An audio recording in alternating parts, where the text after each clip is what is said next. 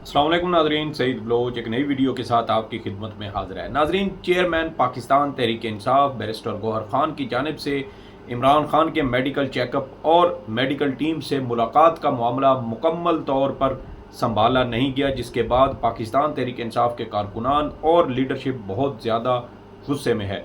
और अब कारकुनान की जानिब से 17 अक्टूबर बरोज़ जुमेरात की तारीख एहतजाज के लिए दी जा रही है और तमाम कारकुनान सोशल मीडिया पर यह मुहिम चलाने की कोशिश कर रहे हैं। इसकी खबर आपके साथ शेयर करेंगे और पाकिस्तान तहरीक इंसाफ के कुछ रहनुमाओं की जानिब से भी इस एहतजाज को बाकायदा अब सपोर्ट किया जा रहा है, उस पर भी बात करेंगे। इसके अलावा काजी फायज़ ईसा इबरत का निशान बन चुके हैं।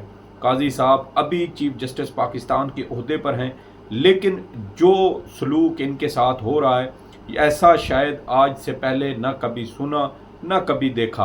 और ये शायद इस वजह से है कि काजी साहब करोड़ों लोगों की बद्दुआएं लेने के में कामयाब रहे और करोड़ों लोगों को उनके बुनियादी हक से महरूम किया, उनको वोट डालने के हक से महरूम किया और उनके पसंदीदा उम्मीदवार और पसंदीदा सियासी जमात को वोट डालने के हक से महरूम किया। और इसकी वजह अब ये है कि काजी फायज़ ईसा की रिटायरमेंट से पहले उनके साथ वो सलूक हो रहा है, वो अलकाबात से नवाजा जा रहा है जो इससे पहले आज तक हमें किसी और चीफ जस्टिस के हवाले से नज़र नहीं आता। इसके ऊपर बात करेंगे कि वकला की जानिब से काजी साहब को जो सलामी दी है और ये सलामी ज़रा डिफरेंट स्टाइल की है, उसके ऊपर भी तफसीलन बात करेंगे। तो आगाज़ करते हैं कि बैरिस्टर गौहर खान की जानिब से इमरान खान की मेडिकल चेकअप के हवाले से यकीन दहानी करवाई गई थी, लेकिन वो काम नहीं हुआ। और मैं एक वीडियो में आपको बता चुका हूँ कि रावलपिंडी से वाबस्ता रोज़नामा एक्सप्रेस के सीनियर सहाफ़ी हैं साले मुग़ल, उन्होंने ये ख़बर दी है और उन्होंने कहा है कि उनके ज़राए अडियाला जेल के अंदर से इस खबर की तस्दीक नहीं कर रहे, इस बात को कन्फर्म नहीं कर रहे कि अडियाला जेल से बाहर कोई मेडिकल टीम या कोई डॉक्टर अडियाला जेल आया और इमरान खान का मेडिकल चेकअप किया है। इसकी खबर मैं आपको एक वीडियो के अंदर दे चुका हूं। और उसके बाद कारकुनान है बहुत ज़्यादा गुस्से में, और गुस्से में होने की वजह से अब पाकिस्तान तहरीक इंसाफ के कारकुनान सोशल मीडिया पर यह मुहिम चला रहे हैं, इस हवाले से बयानियाँ बनाने की कोशिश कर रहे हैं कि अब कारकुनान को ख़ुद इमरान खान के लिए बाहर निकलना होगा। यानी लीडरशिप मुकम्मल तौर पर नाकाम हो चुकी है। लीडरशिप पर कारकुनान की जानिब से गद्दारी के, कंप्रोमाइज़ होने के और इस तरह के दीगर संगीन इल्ज़ामात लगाए जा रहे हैं। लेकिन ज़ाहिर बात है कि इस तरह की सिचुएशन में दबाव पैदा होता है और इस तरह की बहुत सारी ऐसे हालात व वाक़यात, ऐसे मौक़े हैं जब पीटीआई की क़यादत इसी तरह के सख्त किस्म के हालात का सामना करती रही, सख्त दबाव का सामना किया। और इससे पहले रऊफ़ हसन साहब भी कह चुके हैं कि इमरान खान और उनकी जो दीगर मामलात हैं, उनके लीगल मामलात हों या इमरान खान को जब आम इंतखाबात से पहले सज़ाएँ सुनाई गई तो उस पर भी बहुत ज़्यादा दबाव था।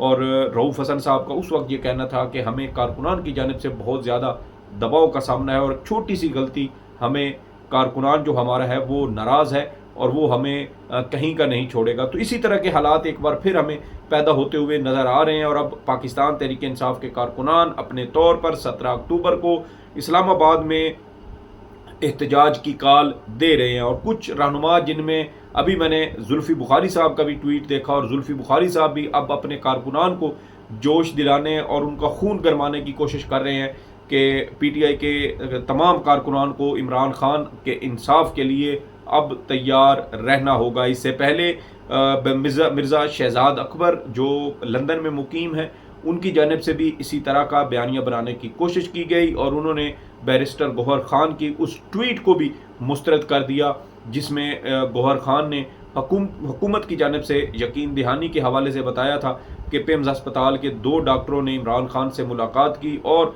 उनका चेकअप किया है। बहरहाल अब मामलात जो है वो बज़ाहिर पीटीआई की लीडरशिप से निकल कर आम कारकुन के हाथ में आते हुए नज़र आ रहे हैं। और कारकुनान का ये कहना है कि हमने एससीओ कॉन्फ्रेंस की वजह से ये एहतजाज मौखर किया था। 17 अक्टूबर को एससीओ कॉन्फ्रेंस ख़त्म हो चुकी होगी और उसके बाद इस्लामाबाद के अंदर एहतजाज किया जाएगा और भरपूर एहतजाज किया जाएगा। किसी किस्म का अब कंप्रोमाइज़ का सवाल ही पैदा नहीं होता। अब देखना यह है कि पीटीआई की लीडरशिप इस मौका पर कैसे अपने कारकुनान को एतमाद में लेती है, क्योंकि बज़ाहिर ऐसे लगता है कि पीटीआई लीडरशिप अब अपना जो एतमाद है कारकुनान के अंदर, जो साख है, वो बड़ी तेज़ी के साथ खो रही है। और जो एतमाद इससे पहले पीटीआई लीडरशिप पर किया गया था, उसकी वजह से कारकुनान बहुत ज़्यादा दिलबर्दाश्ता हैं। ख़ास तौर पर अगर हम देखें कि इस्लामाबाद में डी चौक में होने वाले एहतजाज से जब अली अमीन गंडापुर अचानक गायब हो गए थे, तो वहीं से मामलात बिगड़ना शुरू हुए, जो अब आहिस्ता आहिस्ता इस नहज पर पहुंच चुके हैं कि कारकुनान अपनी पीटीआई की लीडरशिप को पसे पुश्त डालते हुए खुद 17 अक्टूबर के एहतजाज की कॉल दे रहे हैं। इस हवाले से जो भी अहम तरीन डेवलपमेंट्स होंगी वो आपके साथ शेयर करेंगे। दूसरी अहम तरीन खबर यह है कि चीफ जस्टिस काजी फ़ाइज़ ईसा अपने ओहदे पर रहते हुए इबरत का निशान बन चुके हैं। इसकी वजह यह है कि चीफ जस्टिस काजी फ़ाइज़ ईसा ने पाकिस्तानी शहरियों के हकूक़ का तहफ़्फ़ुज़ करने की बजाय खुद उनके आइनी हकूक़ का कत्लेआम किया और फिर उन हकूक़ को सुप्रीम कोर्ट के ही अहाते के अंदर बनाए जा रहे एक मकबरे के अंदर दफन करने का फैसला किया गया। अब ये मकबरा जो है ये भी अभी तैयारी के मराहिल में है। जैसे ही मुकम्मल होगा हम इसकी पूरी जो तफसीलात हैं, पूरी वीडियो एक व्लॉग की सूरत में आपके साथ शेयर करेंगे कि कैसे बुनियादी हकूक़ दफन करके एक नुमाइशी जो चीज़ है वो बनाने की कोशिश की गई है, ताकि लोगों को याद कराया जाए कि आपके हकूक़ हैं लेकिन वो आपको नहीं मिलेंगे, इस बात की कोई गारंटी नहीं है। बहरहाल काजी साहब पीटीआई और पाकिस्तान की करोड़ों आवाम के हकूक़ के एक तरह से मुहाफ़िज़ थे, लेकिन इन्होंने उन हकूक़ का तहफ़्फ़ुज़ करने की बजाय ख़ुद आइन और उसके अंदर दिए गए बुनियादी हकूक़ की कनपट्टी पर बंदूक तान ली और इस तरह पीटीआई से उनके बुनियादी हकूक़ छीन लिए गए। और पीटीआई से हकूक़ छीनने की वजह से अब काजी साहब बन रहे हैं इबरत का निशान। कराची में एक बड़ा वकला कन्वेंशन हुआ। उस वकला कन्वेंशन में जिस तरह के अलक़ाबात से काजी साहब को नवाजा गया है वो इंतहाई खौफनाक हालात की निशानदेही कर रहा है। बाकायदा काजी साहब को मगरूर और जो है वो पागल आदमी जैसे अलक़ाबात से नवाजा गया है। और ये वो सलूक है जिसकी मेरे ख्याल में कोई भी तवक्को नहीं कर रहा था कि काजी साहब को बाइज़्ज़त जो उनकी रुखसती है उसके अंदर भी किसी किस्म के रोड़े अटक सकते हैं। लेकिन अब हालात ये हैं कि वकला अब खुलकर काजी फ़ाइज़ ईसा साहब के ख़िलाफ़ बोल रहे हैं, उनको पागल आदमी करार दे रहे हैं, उनको मगरूर आदमी जैसे अलक़ाबात से नवाज रहे हैं। और साथ ही वकला का ये भी कहना है कि बलूचिस्तान के जजेज़ ने कौम की नाक कटवा दी है। ये कुछ क्लिप्स हैं वो मैं आपको सुनवाता हूँ, उससे आपको अंदाज़ा होगा कि जजेस की वकला की जानिब से किस तरह की जो गुफ्तगू है वो की गई है और कितने सख्त अल्फाज का इस्तेमाल किया गया है। मैं किसी को ब्लेम नहीं करता सिवाय इसके। कोशिश ये है कि या तो ये अब इनको सुप्रीम कोर्ट में तो नहीं रखा जाएगा, तो ये अपने लिए नौकरी बना रहे हैं, वो है फेडरल कॉन्स्टिट्यूशन। इसलिए मजबूर है ये पॉलिटिकल लीडर्स कि यार इस पागल आदमी को कहाँ नौकरी में, इसकी नौकरी बनाई जा रही है। अब काजी साहब को ये भी नजर, अब ये देखें, ये फैसल सिद्दीकी साहब हैं। मैं गुज़श्ता तकरीबन 7-8 साल से सुप्रीम कोर्ट कवर कर रहा हूँ। मैंने फैसल सिद्दीकी को इंतहाई धीमे मिजाज का और इंतहाई सलीकामंद किस्म का वकील पाया है। कमरे अदालत में जजेस के सामने बहुत एहतराम के साथ गुफ्तगू करते हैं, लेकिन ये जो इनकी शख्सियत का एक पहलू है ये मैं ख़ुद पहली बार देख रहा हूँ कि फैसल सिद्दीकी जैसा बंदा इतनी सख्त तकारीर जो है वो कर सकता है। लेकिन फैसल सिद्दीकी बोल रहे हैं और वो काजी फ़ाइज़ ईसा को मुकम्मल मोरद इल्ज़ाम भी ठहरा रहे हैं। अब अली अहमद कुर्द साहब क्या कहते हैं, ज़रा ये भी सुने। जो भी जज क्या फ़ाइज़ ईसा, क्या चौधरी इफ्तिखार, क्या जमाल खान, क्या नईम अख्तर, वो जज कहलाने के हकदार नहीं है, जज कहलाने के हकदार नहीं। इसलिए आज वक्त मिला है, आज हमको मौका मिला है अपनी आवाज को एक मुत्तहिद सूरत में, एक ताकत की सूरत یہ تھے جناب علی احمد کرد صاحب، بڑے جوشیلے وکیل رہنما ہیں، اور ان کا موقف آپ نے سنا کہ بلوچستان سے جو بھی جج گیا اس نے ناک کٹوائی، اس میں جسٹس قاضی فائز عیسیٰ ہوں، افتخار محمد چودھری ہوں، جمال مندوخیل ہوں یا نعیم اختر افغان ہوں۔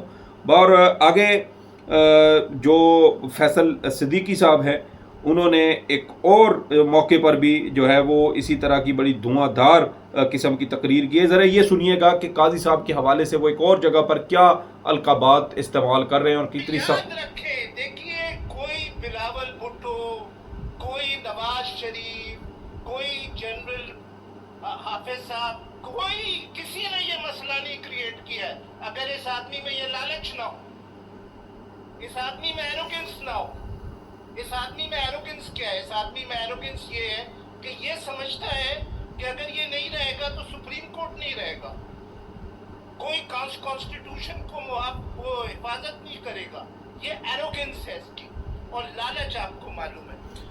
تو یہ دیکھیں کہ فیصل صدیقی صاحب یہ کہہ رہے ہیں کہ قاضی فائز عیسیٰ اگر یہ کہہ دیتا کہ اسے توسیع نہیں چاہیے تو حکومت کبھی بھی یہ آئینی ترمیم لانے کا سوچ بھی نہیں سکتی تھی۔ یعنی ان آئینی ترامیم کو لانے کا ان کا محرک بننے والا کوئی اور نہیں بلکہ چیف جسٹس قاضی فائز عیسیٰ ہے، جس نے شاید ان سیاسی جماعتوں کو اور اسٹیبلشمنٹ کو مجبور کیا کہ وہ اس طرح کی آئینی ترامیم لے کے آئیں، کیونکہ قاضی صاحب کے ذہن کے اندر یہ خناس بھر چکا ہے کہ اگر وہ سپریم کورٹ سے نکل گئے، چلے گئے، تو پتہ نہیں سپریم کورٹ کا کیا بنے گا اور آئین پاکستان کا کیا بنے گا۔ تو یہ حالات ہیں اس وقت قاضی فائز عیسیٰ صاحب کے، اور میں نے آپ کو اس سے شاید پہلے بھی بتایا ہو کہ سابق اٹارنی جنرل انور منصور صاحب نے جب پی ٹی آئی کے دور میں 2019 میں قاضی فائز عیسیٰ صاحب کے خلاف صدارتی ریفرنس آیا تھا، تو اس وقت انہوں نے سپریم جوڈیشل کونسل میں کچھ دستاویزات جمع کروائے تھے جس میں انہوں نے قاضی فائز عیسیٰ پر ذہنی مریض ہونے کے سنگین الزامات لگائے تھے، اور آج تک اس حوالے سے قاضی صاحب نے کوئی کارروائی نہیں کی۔ اور دیکھیں کہ بعد میں پھر وہی جس شخص کے اوپر الزام لگے کہ وہ ذہنی مریض ہے اور اس کو علاج معالجے کی ضرورت ہے، وہ شخص چیف جسٹس پاکستان بن جاتا ہے، اور پھر چیف جسٹس پاکستان بن کے آئین پاکستان اور بنیادی حقوق کے حوالے سے جو کچھ انہوں نے کیا وہ بھی اب پاکستان کی تاریخ کا حصہ بن چکا ہے۔ علی احمد کرد صاحب جو ہیں وہ آئینی ترمیم کی منظوری کے حوالے سے کیا کہتے ہیں، ذرا یہ بھی سن لیں۔ کانسٹیٹیوشن میں امینڈمنٹ یہ ساری دنیا دیکھے گی، ساری دنیا دیکھے گی کہ یہ امینڈمنٹ ہم نہیں ہے۔ کسی کا باپ بھی یہ امینڈمنٹ نہیں کر سکتا، کوئی بڑی سی بڑی طاقت بھی نہیں کر سکتا۔ وہ اسٹیبلشمنٹ جو پردوں کے پیچھے جس نے ڈرافٹ بنایا ہے، جس نے امینڈمنٹ تعمیر کی ہے، وہ بھی نہیں اس کو کرا سکتا۔ یہ جناب علی احمد کرد صاحب تھے جو انتہائی، جیسا میں نے کہا، جوشیلے یہ وکیل ہیں۔ اور ایک آخر میں ایک اور چھوٹا سا کلپ ہے، وہ بھی آپ کو سنا دیں کہ قاضی فائز عیسیٰ صاحب کا ممکنہ طور پہ انجام کیا ہونے والا ہے۔ فیصل صدیقی ایڈوکیٹ نے اپنی تقریر کے دوران یہ اشارہ بھی دے دیا قاضی صاحب کو، لیکن قاضی صاحب کو شاید پھر بھی عقل نہیں آئی۔ میں بتاتا ہوں، اور میں نے ان سے کہا بھی ہے قاضی صاحب سے، 26 اکتوبر کو ان میں سے کوئی آپ کا فون بھی نہیں اٹھائے گا جو ابھی آپ کو کہہ رہے ہیں کہ آپ کو کانسٹیٹیوشنل کورٹ کا ہیڈ بنا دیں گے۔ تو یہ وارننگ بھی فیصل صدیقی کی جانب سے وکیل چیف جسٹس پاکستان کو دی گئی ہے۔ اور اب آخر میں آپ کو بتا دیتا ہوں کہ چیف جسٹس قاضی فائز عیسیٰ کے صوبے یعنی بلوچستان سے بلوچستان ہائی کورٹ بار ایسوسی ایشن کے صدر جو ہیں وہ افضل ہریفال ہیں، اور انہوں نے بھی ایک مختصر گفتگو کی، اور اس میں انہوں نے کیا کہا اس کے اوپر ذرا جائیے۔ اور انہوں نے در حقیقت ایک بار پھر سیاسی جماعتوں کو اور اسٹیبلشمنٹ کو ایک بڑا دانش مندانہ مشورہ دیا ہے، لیکن ہمارے ہاں چونکہ ایک جب ذہن کے اندر ایک یہ خناس بھر جائے نا، ایک سوچ بھر جائے اندر ذہن میں، تو پھر شاید وہ انسان کی عقل، سوجھ بوجھ، اس کے اوپر بھی پردے پڑ جاتے ہیں۔ افضل ہریفال صاحب کیا کہتے ہیں یہ بھی ذرا سن لیجئے۔